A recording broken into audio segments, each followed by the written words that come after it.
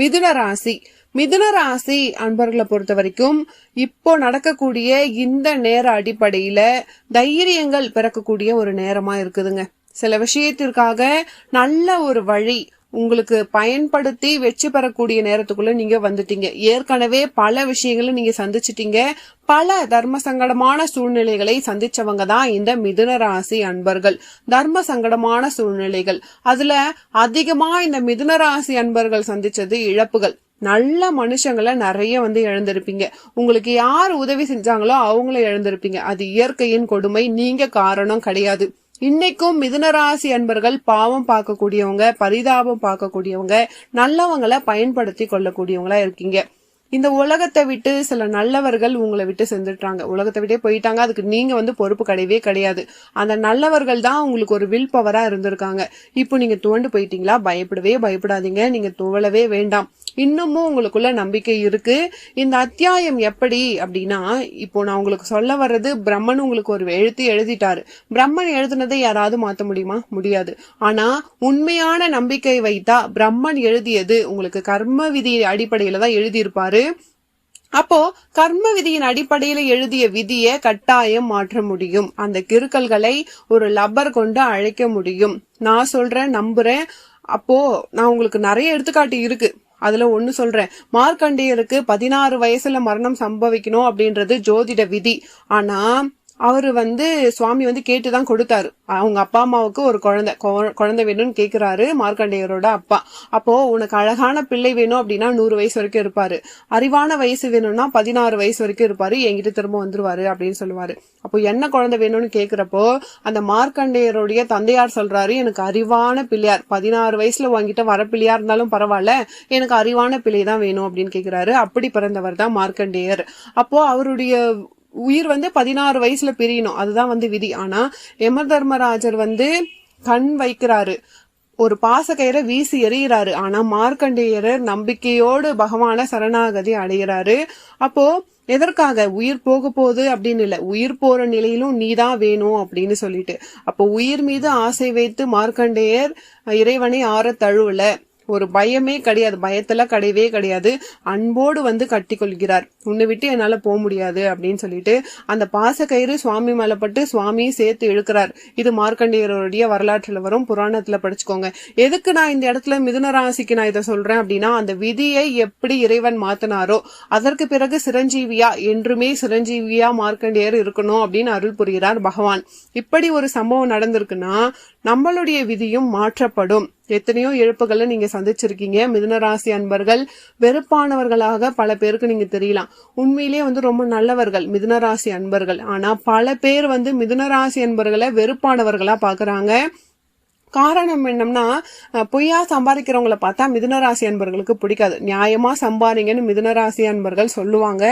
அப்போ நியாயமா சம்பாதிங்க, எதுக்கு இப்படி சம்பாதிக்கிறீங்க? அப்போ மிதுன ராசியை பார்த்து கேட்பாங்க, நீ கொள்ளடிக்கலையா அப்படின்னு சொல்லிட்டு. அவரு சர்வீஸ் மைண்ட்ல எல்லாமே பண்ணுவாரு மிதுன ராசி. அதுக்காக பகவான் நிறைய கொடுக்கறாரு. மிதுன ராசிக்கு சர்வீஸ் மைண்ட். நம்ம என்ன தொழில் பண்ணாலுமே அது சேவையா செய்யக்கூடியவங்க மிதுன ராசிக்காரங்க. அதனால நிறைய நல்ல விஷயத்த பகவான் கொடுக்கறாரு. ஆனா இந்த நல்லது நடக்கிறத பார்த்து நிறைய பேர் வைத்தறிச்சல், ஒரு பொறாமப்படுறாங்க. எந்த இடத்துல பொறாம இல்லாம இருக்கு? மிதுன ராசி அன்பர் மட்டும் என்ன விதிவிலக்கா என்ன? உங்களை பார்த்தும் பொறாமைகள் இருக்கத்தான் செய்யுது. அப்போ மிதுன ராசி மட்டும் நம்ம நிறைய பேர் உங்களை பார்த்து பொறாம, பச்சரிப்பு, கண் திருஷ்டி எல்லாம் இருக்கு. என்னைக்குமே மிதுன ராசி அன்பர்கள் பைக்ல ஸ்லோவா போகணும். எதுக்காக நான் சொல்றேன் அப்படின்னா, ஃபாஸ்டே உங்க வாழ்க்கையில உங்களுக்கு வேண்டாம். நீங்க ஸ்லோவா போங்க. பைக்லன்னு சொல்றதை விட பைக் லைஃப்லயும் ஸ்லோவா போங்க. பொறுமையா வெற்றி பெறுங்க. இந்த முயல் ஆமை கதை உங்களுக்கு தெரிஞ்சிருக்கும். முயல் ஆமை, அது ரெண்டையும் சேர்த்து பார்த்தா முயலாமை அப்படின்னு வரும். அந்த முயலாமை உங்களுக்கு வேண்டவே வேண்டாம்.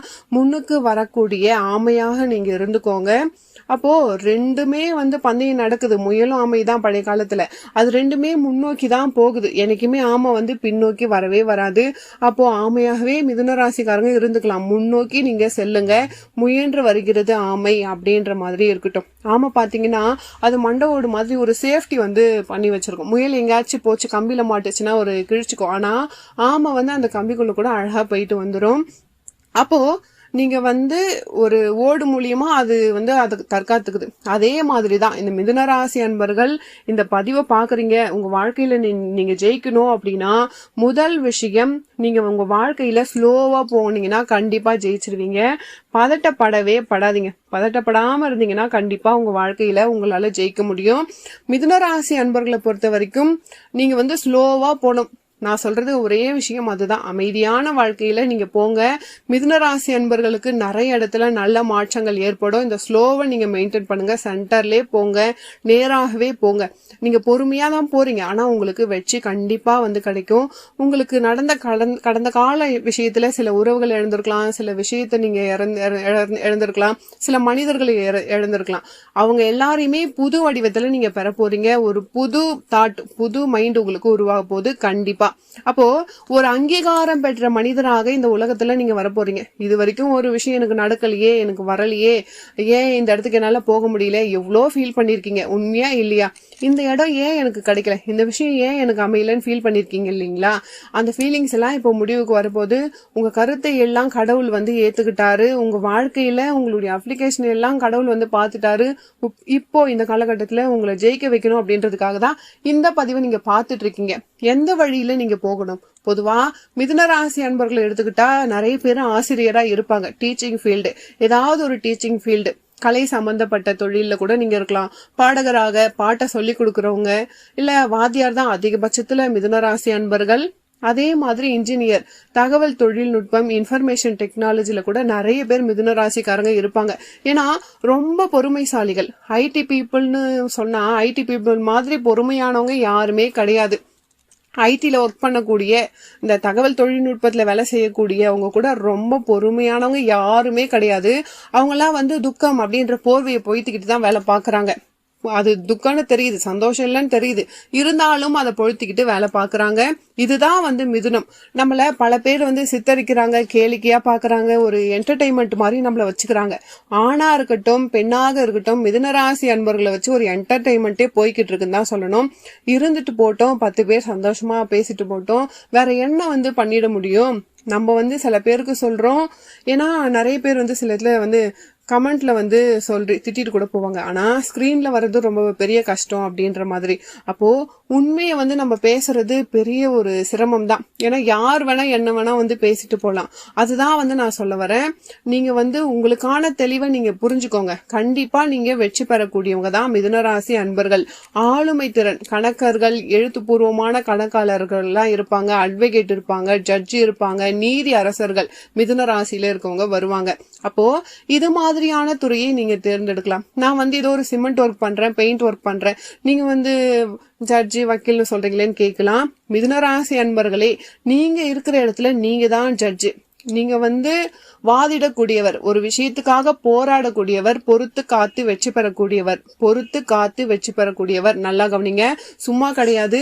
மிதுன ராசி அன்பர்கள் எந்த தொழிலை செஞ்சாலும் முழு ஞானத்தை உள்வாகி செய்யக்கூடியவங்க. அதுக்குதான் வந்து கொஞ்சம் நேரம் எடுக்கும். இந்த நேரத்துல யாராவது அக்கம் பக்கத்துல இருக்கவங்க, நீங்க ஏன் இவ்வளவு ஸ்லோவா பண்றீங்க, இப்படி பண்றீங்கன்னு கேட்டா காது கொடுத்து வாங்காதீங்க. அதே மாதிரி ஒரு சில மிதுன ராசி அன்பர்களை வந்து, என்னங்க நீங்க எதுவுமே உங்க காதுல விழாதா அப்படின்னு கேட்டா காதுல விழாத மாதிரி இருங்க. பல பதிவுகள்ல சொல்லியிருக்கேன், பல நேரத்துல காதை மூடிக்கிட்டு இருக்கிறது நல்லது மிதுனத்துக்கு. மத்தவங்க பேசுறதெல்லாம் வந்து நமக்கு எதிராதான் பேசுவாங்க, உங்களை அங்கீகாரமே பண்ண மாட்டாங்க.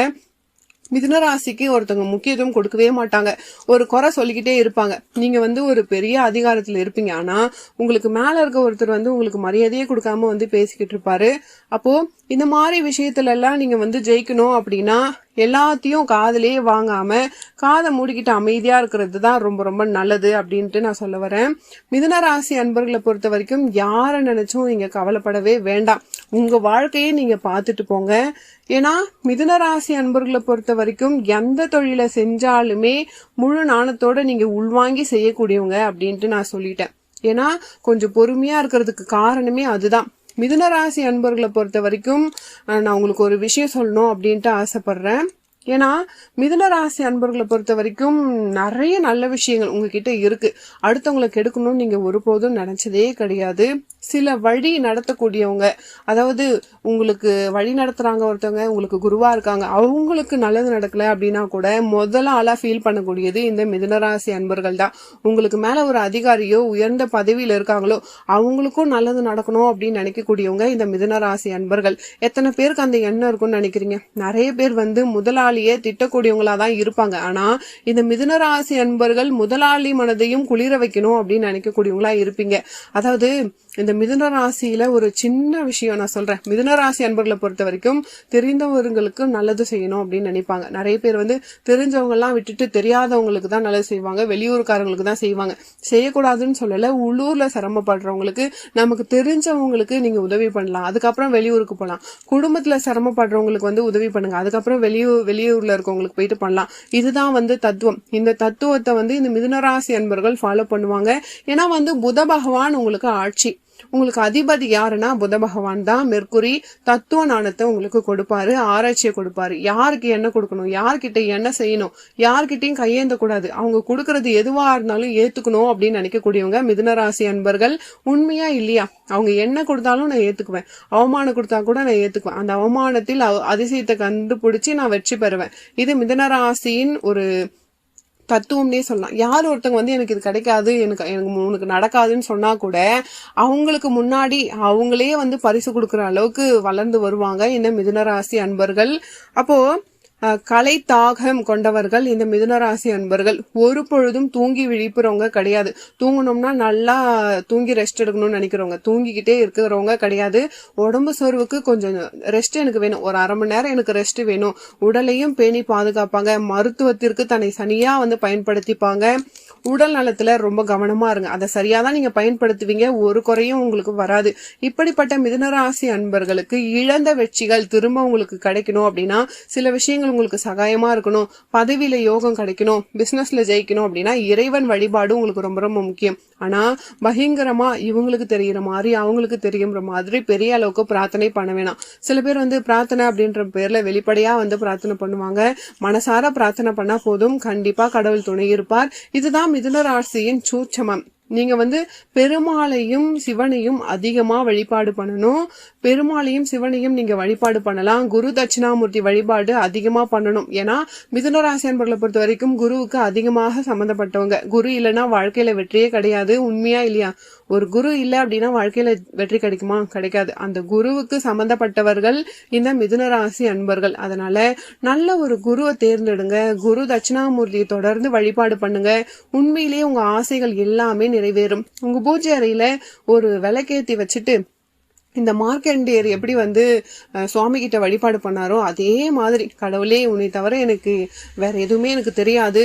அந்த உறவுகள் கிட்ட போயிட்டு நீங்க ஒரு விஷயம் சொன்னா கூட அந்த உறவுகள் காது கொடுத்து கேட்காது. ஆனா நான் உன்கிட்ட சொல்றேன், எனக்கு இந்த பதவி வேணும், எனக்கு இந்த இடம் வேணும், எனக்கு இந்த நிலம் வேணும், எனக்கு இந்த சொத்து வேணும், எனக்கு இந்த உறவு வேணும், எனக்கு இந்த தகுதி வேணும், எனக்கு நல்ல மனசு வேணும், எனக்கு உடல் ஆரோக்கியம் வேணும். இதையெல்லாம் நீங்க பகவான் கிட்ட கேளுங்க.